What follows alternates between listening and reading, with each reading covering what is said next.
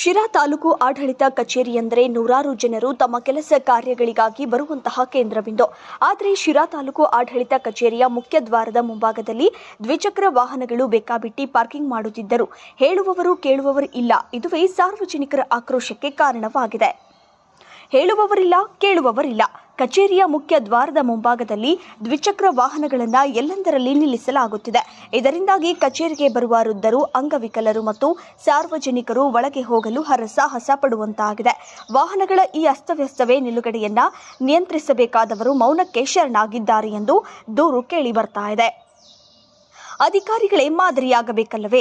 ಸಾರ್ವಜನಿಕರಿಗೆ ಶಿಸ್ತು ಮತ್ತು ನಿಯಮಗಳ ಪಾಠ ಮಾಡುವ ಅಧಿಕಾರಿಗಳೇ ತಮ್ಮ ವಾಹನಗಳನ್ನು ಮುಖ್ಯ ದ್ವಾರದ ಮುಂಭಾಗದಲ್ಲೇ ಪಾರ್ಕಿಂಗ್ ಮಾಡಿ ತಮ್ಮ ಕೆಲಸಗಳಲ್ಲಿ ನಿರತರಾಗಿರುವುದು ಸಾರ್ವಜನಿಕರ ಕಣ್ಣು ಕೆಂಪು ಮಾಡಿದೆ.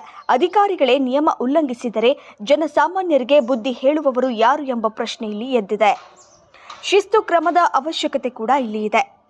ಕೂಡಲೇ ಪಾರ್ಕಿಂಗ್ ವ್ಯವಸ್ಥೆಯನ್ನ ಸರಿಪಡಿಸಲು ಒತ್ತಾಯಿಸಲಾಗಿದೆ. ದೂರದ ಊರುಗಳಿಂದ ಕೆಲಸಕ್ಕೆ ಬರುವ ನಮಗೆ ಕಚೇರಿ ಒಳಗೆ ಹೋಗಲು ದಾರಿಯೇ ಇರುವುದಿಲ್ಲ. ಅಧಿಕಾರಿಗಳು ಈ ಬಗ್ಗೆ ಗಮನ ಹರಿಸಿ ಪ್ರತ್ಯೇಕ ಪಾರ್ಕಿಂಗ್ ವ್ಯವಸ್ಥೆ ಮಾಡಬೇಕು ಅಥವಾ ಮುಖ್ಯ ದ್ವಾರದ ಬಳಿ ವಾಹನ ನಿಲ್ಲಿಸದಂತೆ ಕ್ರಮ ಕೈಗೊಳ್ಳಬೇಕು ಎಂದು ಸಾರ್ವಜನಿಕರು ಆಕ್ರೋಶ ವ್ಯಕ್ತಪಡಿಸಿದ್ದಾರೆ.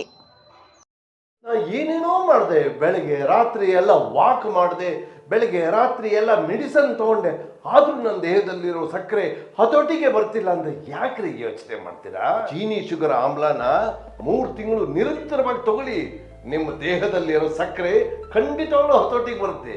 ಆಮೇಲೆ ನಾನೇ ಬಂದು ನಿಮ್ಮನ್ನು ಭೇಟಿ ಮಾಡ್ತೀನಿ.